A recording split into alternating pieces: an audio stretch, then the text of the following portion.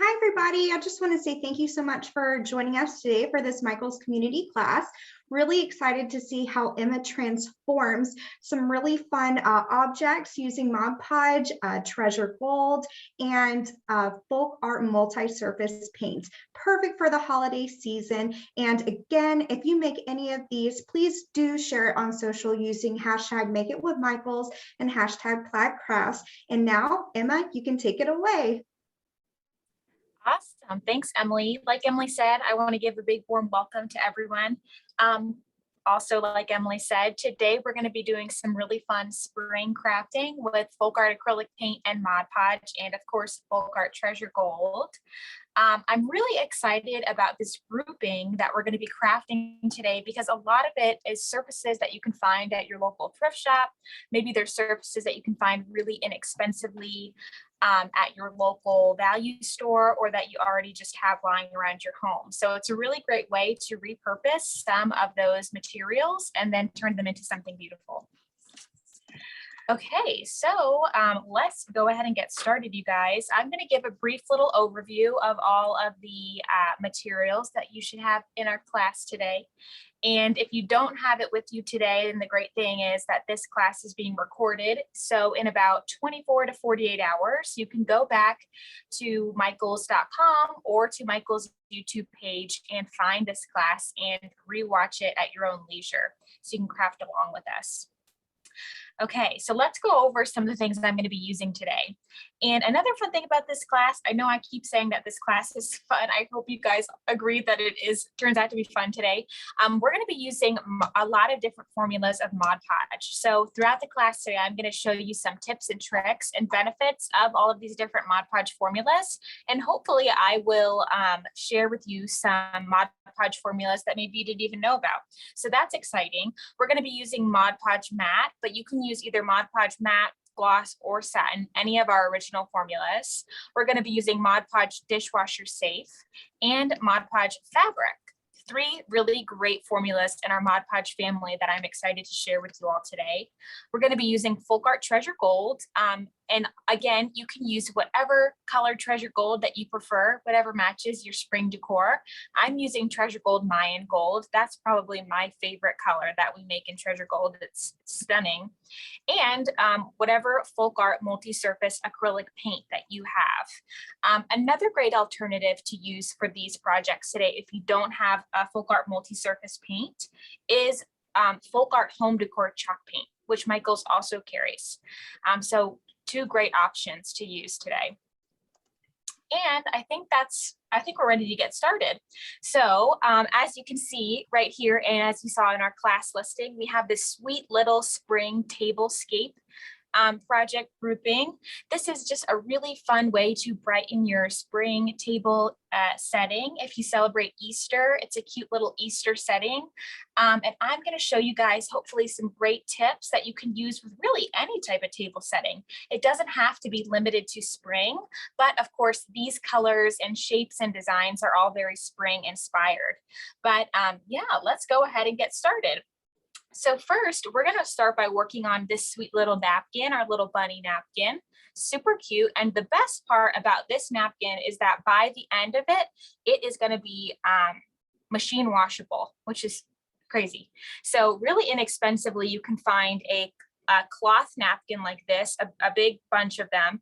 And then really you can use whatever kind of leftover scrap fabric you have. Maybe if you work with textiles, if you're a fabric crafter, or a sewer, then you probably have a lot of fabric scraps. So this is a great time to utilize those. And the best thing about this is that it's a no-sew project. So if I scared you by talking about fabric too much, don't worry, because you don't have to be an expert sewer or have ever picked up a needle and thread before in your life to be able to do this really well. Okay, so what you're going to need is a scrap piece of fabric. I have this cute little green pattern here. I'm going to make sure that it is pretty flat. That is a good thing to remember. You just, if you want to iron it, that would be best, but you want to make sure that your fabric is pretty flat. I'm going to take some of my Mod Podge fabric. Fresh new bottle of Mod Podge, nothing better. So as we're doing this, I get to tell you guys a little bit about Mod Podge Fabric.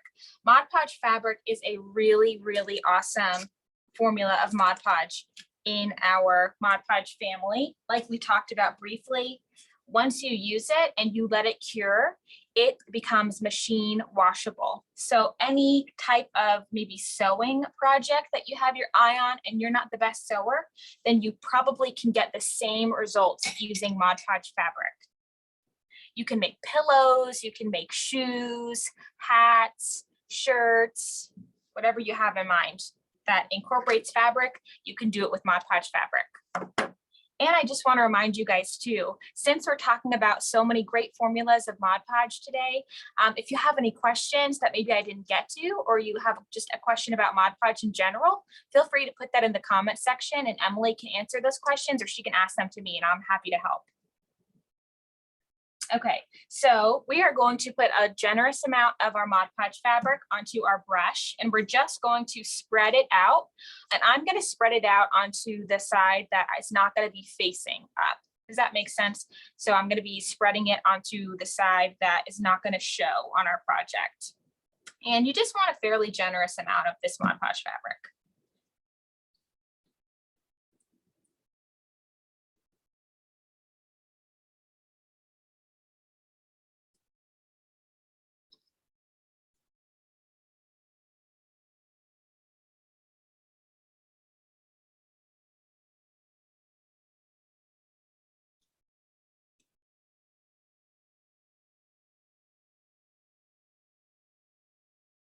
Another great thing about Mod Podge fabric is that once you let it dry and you cut out the shape that you want, the Mod Podge prevents the fabric from fraying.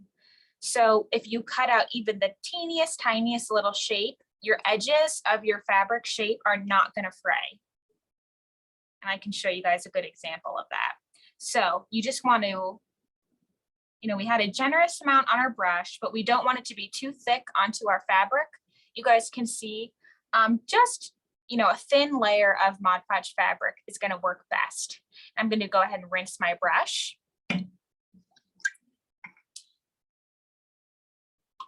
Set my Mod Podge fabric aside. So Emma, we So- do have a question. Okay.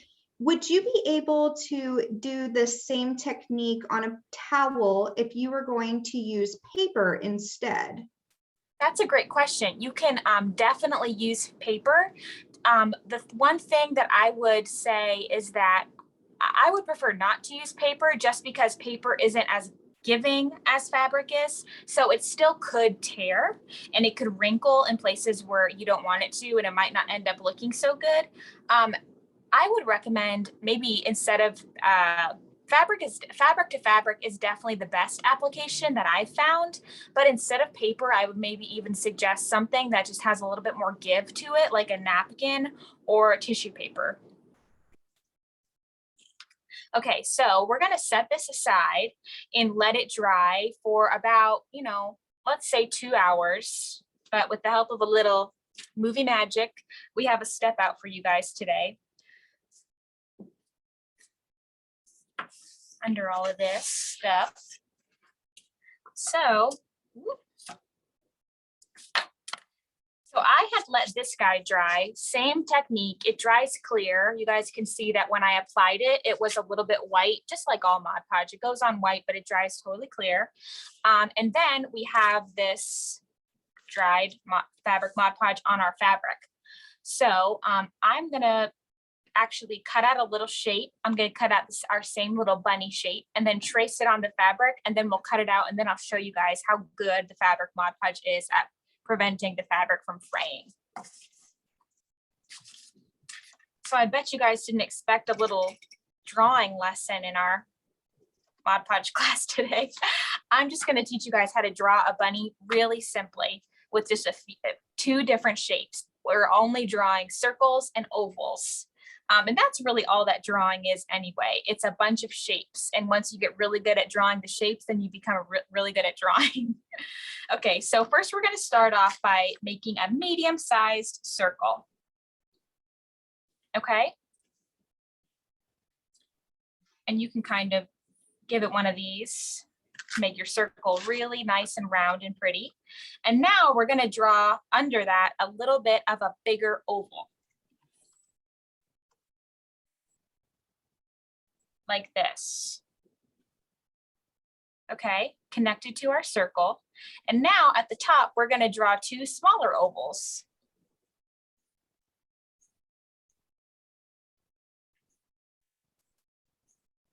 Okay, like that. And so whenever I draw a sketch like this that I'm planning on cutting out for a template or whatever, once I put my pencil markings down, I just like to make it real with a black marker or something like that, just to really solidify the shapes that I want. So I'm going to go ahead and do that now so that I know exactly what I want to cut out. Okay, now we have our little bunny man. It's the cutest bunny, Emma. Thanks, Emily. Okay, so I'm going to go ahead and cut this out. And you can, if you don't feel confident doing this or you want a different shape, then you can totally draw your own shape. You can go on Google something, print it out, trace it, but whatever you want to do. Or if you're feeling really brave, you can just go ahead and draw with a pencil or a fabric marker right onto your fabric.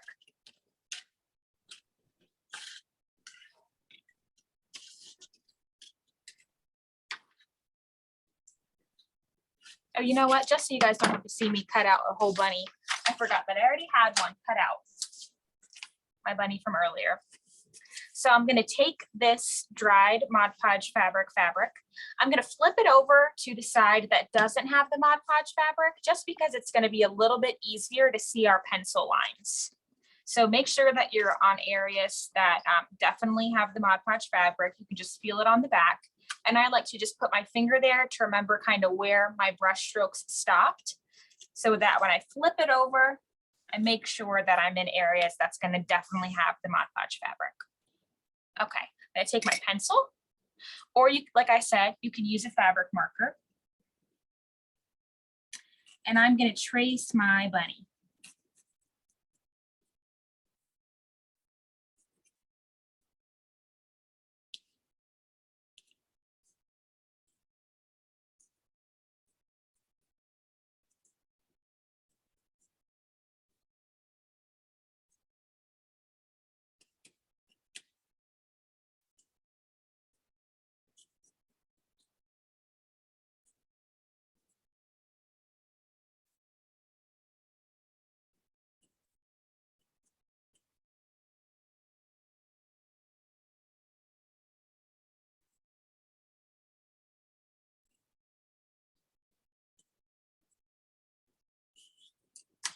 Okay, next I usually like to cut it down just to make it a little bit easier to work with.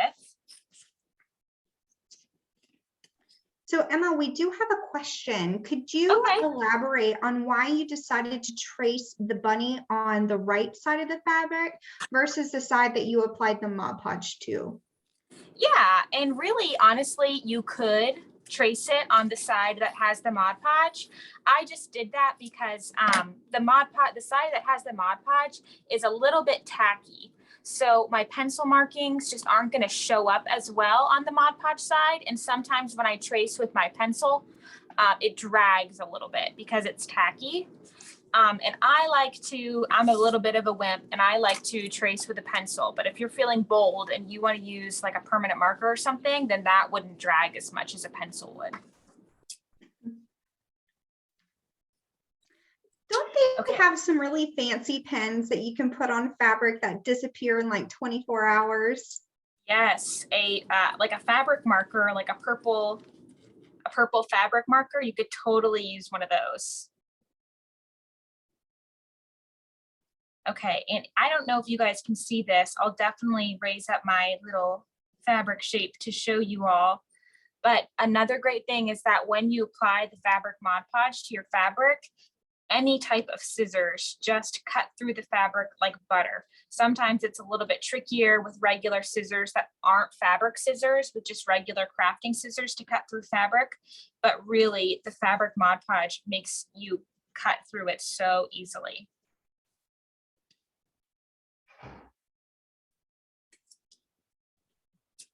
And I think that you might have mentioned it before, but you said that it makes the fabric not fray.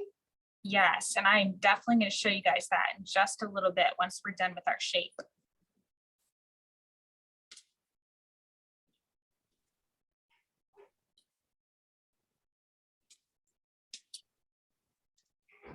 Oh, that's so cute, Isa. She's there's a little girl that's in the chat and she's showing the bunny. It looks really great. Oh, awesome. That's awesome. I love it. Okay, so we have our little bunny and I'll show you guys. I mean, I am really pulling at the edges of my, you hear that? I'm scraping my fingernails on it and there's absolutely no fraying.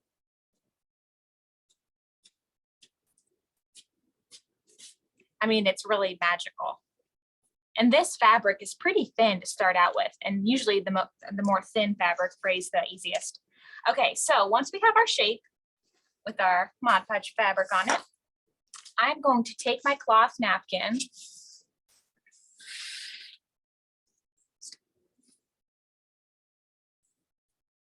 I'm gonna lay it out. And I'm going to just kind of find the bottom center here. Okay, got a little ahead of myself. I'm actually gonna take my bunny, grab my fabric Mod Podge, and I'm going to apply another layer of my fabric Mod Podge to the back side of my bunny. So the side that I don't want facing up. I'm gonna apply one more layer of our fabric Mod Podge. And so the first layer was really to seal the fabric. This layer is going to be used to adhere our fabric to fabric.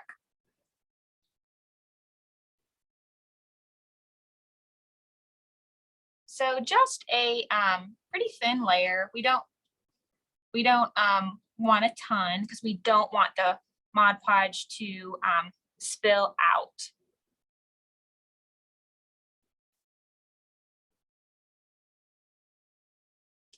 Okay, so now that we have that down, we are going to bring our napkin back into the action. And we're going to find the center. Doesn't have to be a precise science. Right about there, we're going to touch down, and then we're just going to use our fingers to smooth him out. Rub him on there, make sure he's really good and on there.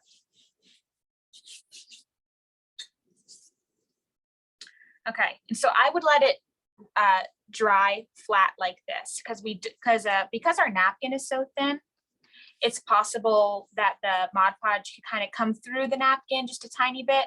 So we're gonna allow it to dry flat, but just because for our class's sake today, I'm gonna show you guys how it's gonna look when it's all done. I'm gonna fold it back up for you guys.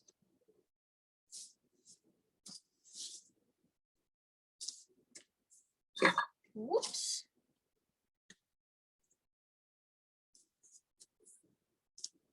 Okay, so cute and so simple and so quick. So once we allow this to dry and to cure, then this can be machine washable. So if you have a dinner party or anything like that, then you can collect all the napkins at the end of the night and wash them in the washing machine. Okay, so that is our first Mod Podge little technique there. Okay, now we're going to move on to our Mod Podge Dishwasher-Safe. So what you're going to need for this particular part of our table setting, I'll show you guys. We have this really pretty kind of watercolor effect glass plate. And what you're going to need to do this with me today is, of course, your Mod Podge Dishwasher-Safe, a clear glass plate,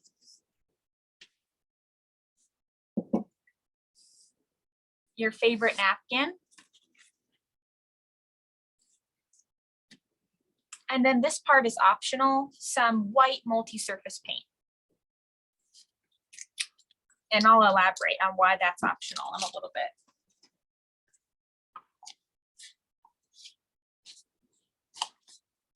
Okay, so what we want to do first is I'm going to flip my glass plate over, and I'm going to clean the back of my plate with any type of glass cleaner. I like to use rubbing alcohol, but you can use any type of glass cleaner that you have.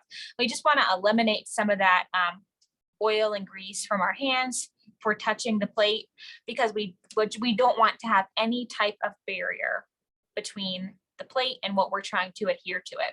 So I have some rubbing alcohol here, and I'm going to put a little bit of that onto paper towel.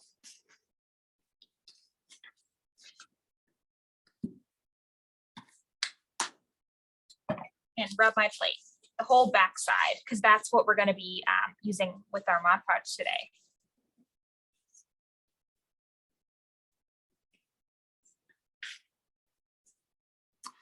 Okay, so I'm going to scoot this aside. I'm going to take my napkins.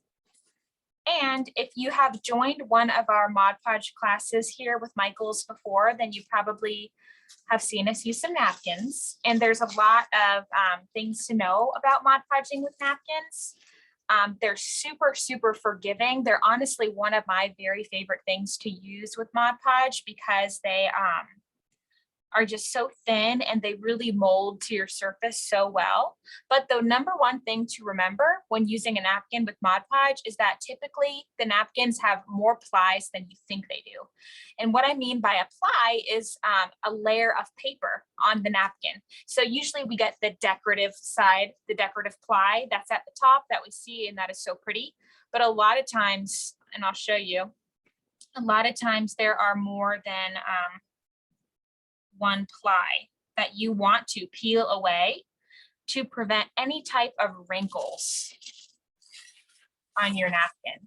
So we can toss this guy. We just want this pretty part of our napkin. So Emma, we have a Mod Podge question. What would you recommend the best way to apply Mod Podge to help reduce streaks when you're, say, for example, doing a technique like this, or when you're using it as a sealer? Streaks. Do you mean like brush strokes? Brush strokes, yes, ma'am. I would say that the you want to get a really soft bristle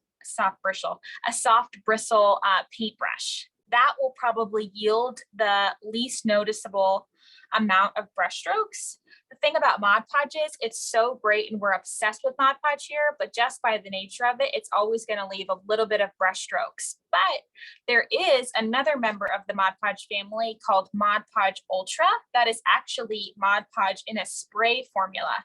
It is a liquid formula of Mod Podge. So you spray it out of the nozzle, and because of that, of course, you don't get any brush strokes. I love Mod Podge Ultra. It is really, really exciting. It is super, super adhesive. It is outdoor resistant, multi-surface, of course, and the adhesion is crazy. You can adhere a lot of 3D objects like flat back gems and stone pebbles. You can make beautiful mosaics, and of course, it's outdoor safe. So maybe pick up a bottle of Mod Podge Ultra. Michael's carries Mod Podge Ultra in a couple different finishes. And it's fairly new to, in the last 5 years or so, fairly new to the Mod Podge line. So we're still very excited about Mod Podge Ultra here at Plaid. Oh my goodness. Thanks. Okay, so we peeled back all of the plies. There's just one ply now. So I'm going to bring my plate back into my area, and I'm going to bring out my Mod Podge Dishwasher-Safe. Another new bottle. Okay, I'm going to take another brush.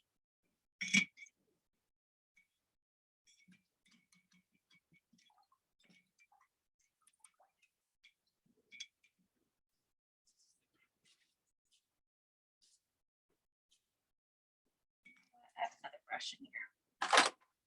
Perfect. Okay, so what I'm going to do is I'm going to apply my Mod Podge Dishwasher-Safe directly onto the back of my clear glass plate. And just a thin coat, nothing too crazy, but we want to work a little bit quickly with this. which will not be hard to do because it's not like we're having to Mod Podge a huge surface. It's just a plate, so it'll be fine. But I just wanted to mention that you don't really want your Mod Podge to dry fully. So just, you know, work at a fairly quick pace. And we just want to make sure that we cover our entire back of our plate with our Mod Podge Dishwasher-Safe.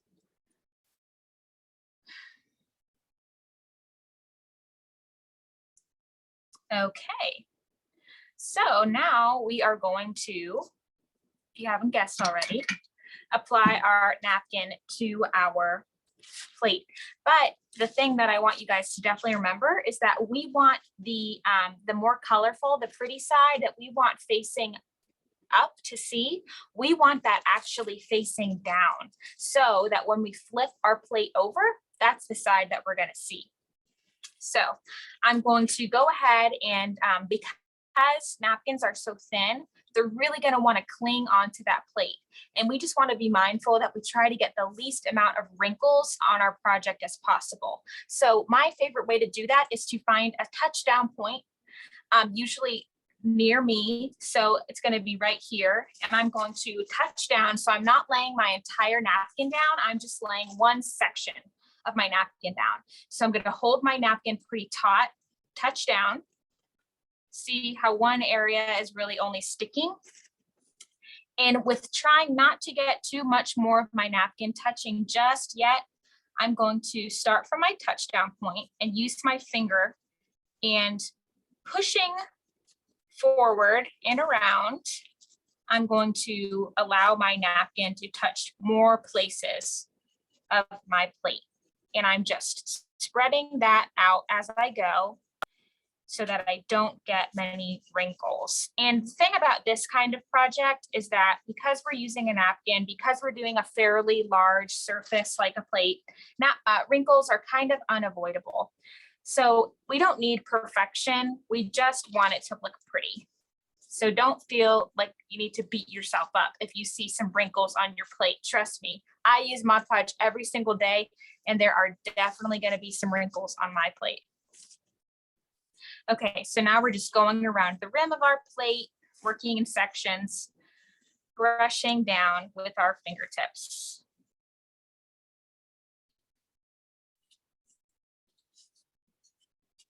And you're going to probably more likely than not have more wrinkles on the rim just because it is a dome shape and it's your napkin's going to want to fold into itself because your napkin is not a dome shape. It's flat. Okay, so now, I kind of always like to give it a little tug on any areas, see if any of our areas dried too quickly, and they did, so I'm glad that we checked together. I'm going to take a brush and I'm just going to apply more of my Dishwasher-Safe into areas that where the napkin is not stuck down to. Okay, and just make sure that's on there nice and good.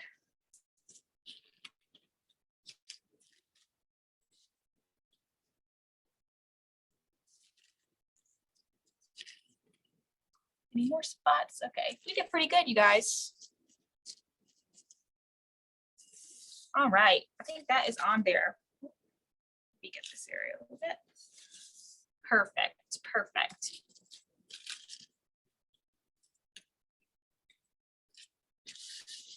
Okay, so now once you've done that, you can go ahead and carefully flip your plate over just to check, admire how great of a job you did. So it's going to look pretty see-through like this. And so that's the part where I said that the white multi-surface paint comes into play, and that's why it's optional. So if you like this look where you can kind of see the light shining through, I think that's really pretty. Then you can just go ahead and leave it like this. But I'll show you our finished plate. You can paint the back white like this. And so that will prevent the light from coming through, and that will make your napkin look opaque. And so what we would do is we would trim the excess napkin off of our plate. And then I would go ahead and once our Mod Podge is totally dry, I would brush on some white multi-surface paint just onto the back. And then once that's dry, I would go ahead and definitely put another coat of our Mod Podge Dishwasher-Safe on the back. And you want to totally, this is important, you guys, you want to make sure that when you are applying your Mod Podge Dishwasher-Safe to the back of your plate, you want to make sure that you are creating a barrier that's encapsulating your paint and your napkin. So what that means is we want to cover any area that we see napkin or paint, because we really do want to create that barrier so that when you cure it and when you put it through the dishwasher, no water seeps through. Okay, does that make sense? Okay, so that is our Mod Podge Dishwasher-Safe portion of our little class today. And then lastly, oh wait, not lastly, I'm going to show you guys how I made these sweet little Easter eggs. Okay, so we're using napkins again. Take your favorite napkin.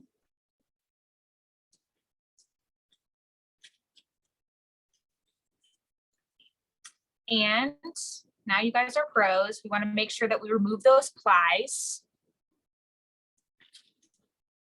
And sometimes if you are struggling to pull the plies apart, maybe you don't have as much mobility in your hands, or you're just like me and you just struggle with it for no specific reason, then you can take 2 pieces of double-sided tape and stick them to either sides of your fingers so that both of your fingers are sticky. And then when you pull your fingers apart, the plies will come apart. That's a pretty foolproof method of doing that. Okay, so now that we have our 1 ply left, we are just going to tear our napkin until we're left with a bunch of different pieces. And make sure if you're using a really colorful design like this, make sure you incorporate a lot of those beautiful colors. And we're just tearing into pieces.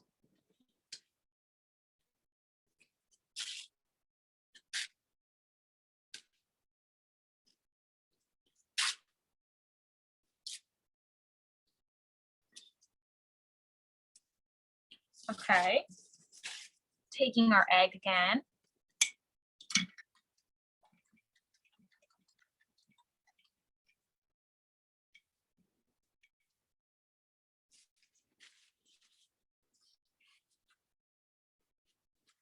Okay, so you can use any type of craftable egg that you find at Michael's. Michael's has a really great variety of eggs to craft with. You can use those like white ones, the white craftable ones that kind of feel like a really smooth, or you can use paper mache ones like we're using today. You can have the raw paper mache and like we're going to use today and kind of have a more rustic boho look with this, or you can paint it white. I had regular white eggs with our finished eggs, and so the napkin colors are really vibrant because it's not competing with any other colors. As opposed to the brown paper mache, the colors might look a little less saturated because you're going to see a little bit of that brown peeking through. So you can go ahead and paint your egg white, or if you have a white egg, of course, craft with that. But it's really up to you. It's just a personal preference. So I'm going to use my Mod Podge mat for this. Another fresh bottle. What is it, my birthday? Okay. So I'm going to go ahead and start applying some of our Mod Podge mat directly onto our egg. And just a thin coat, we're not going to go crazy, but we're going to apply it to a pretty big area so that when we put our napkin on it, we make sure that there's Mod Podge where we're sticking our napkin. Any questions, Em? Oh, I have been answering quite a few, but I can direct them to you so you can give your input as well. Some people are interested in knowing if they wanted to use this technique on a cup, if they should leave room around the rim to give yourself some drinking, if you want to go into that a little bit of detail. Yeah, of course. Our Mod Podge dishwasher safe is awesome. But the one thing about it is that we can't say that it's food safe. So it's just important. That's the reason that we applied all of our napkin and all of our paint to the back of our plate, because we don't, of course, want to be like cutting into the Mod Podge. We don't want to place food on the Mod Podge. Even though it is water-based and non-toxic, we can't say that it's food safe. So yes, like Emily said, that is great advice. You definitely want to leave a little space to where you're going to put your mouth onto a glass whenever you're crafting like a wine glass or a tumbler or something like that. Another question is, people were curious if they could also, instead of using napkins, use tissue paper for the technique that you did on the back of the plate. Yeah, of course. That's a great idea. I also love to use tissue paper for crafts like that. Tissue paper, because it's so thin, it's also really forgiving for these kinds of Mod Podge projects. And then one more thing, just so people understand the process to be able to make it dishwasher safe, is that after you apply your tissue, your optional multi-surface acrylic paint, you would then do an additional layer of dishwasher safe to make sure that it's almost kind of sandwiched in there. So then you can put it into your dishwasher. Yes, absolutely, Emily. And that's a great comparison. You do want it to be sandwiched. You want your Mod Podge to be the bread and your your paper and your paint to be the sandwich fillings. We do have one more questions regarding the little bunny that you worked on for the napkin. They were curious what you used for the cottontail. Oh, I forgot to mention that. I just got a little white pom-pom and I used my Mod Podge fabric and I applied, a good little bit of my Mod Podge fabric and then I just stuck it down. I think that's it, but we got one more question in. Is one layer of the Mod Podge dishwasher safe enough to seal the back of the plate, or would you recommend applying more layers? Yep, one layer is good enough. So that's a great question. And of course, you guys, these are all great questions. And if you ever feel nervous and you're using many of these products and you're not in a Michael's class where you can ask us these great questions, the directions and stuff are always on the back of the Mod Podge bottles, how to use it, how many coats you need, how to let it cure, the cure time, all of that good stuff. And you can also go to plaidonline.com. That's the makers of Mod Podge, so they have a lot of great Mod Podge resources for you guys there as well. Thank you, Emma. That was super helpful. Yeah. Okay. So we are tearing napkins and then we are just kind of loosely putting them on our eggs like this so that we get this pretty little watercolor effect. And so ideally you would just want to keep ripping those napkins and placing them in patches all around your Easter egg until you're done. And then once that's dry, you can go ahead and seal it with another layer of Mod Podge for a little added protection if you want. Now, Emma, for the egg, what formula of Mod Podge are you using? For the egg, I used original formula Mod Podge matte, but you can use any kind of finish you want. If you want to use matte, satin, gloss, whatever. Okay, one last technique for you guys today. So if you guys can see on our candlesticks, we painted these candlesticks with FolkArt multi-surface paint. Of course, we use multi-surface because multi-surface works great for things like metal and glass, which is what these candlesticks were. We found them at our local thrift store. So we painted them with multi-surface paint. And if you guys can see, they have a little, they're kind of distressed with our FolkArt Treasure Gold so that it looks like There's gold right underneath the paint that's wanting to shine through, and it just gives like a really pretty little rustic effect. And I'll show you guys how I did that. So we are going to take our FolkArt Treasure Gold.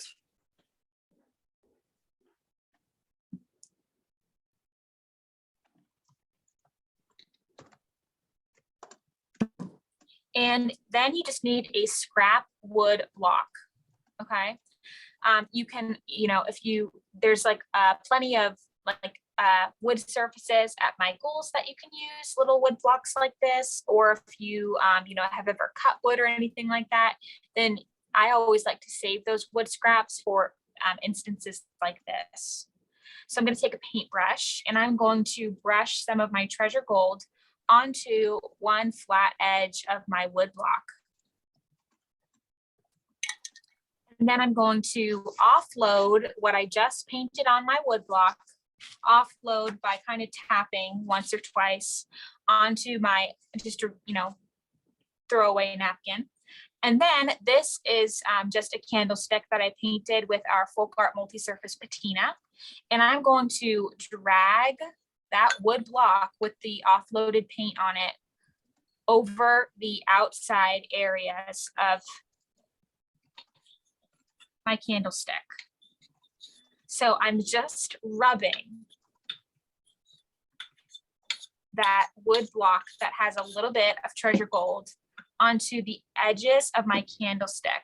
And the reason that I want to get the edges and not the entirety of my candlestick is because we want it to look realistically weathered and worn. And realistically, if this were weathered and worn, it would probably be the most worn in areas that it's being brushed up against. So the corners and the areas where the candlestick is protruding, if that makes sense. So it's not going to be on the inside areas, it's going to be on the outside areas. Does that make sense?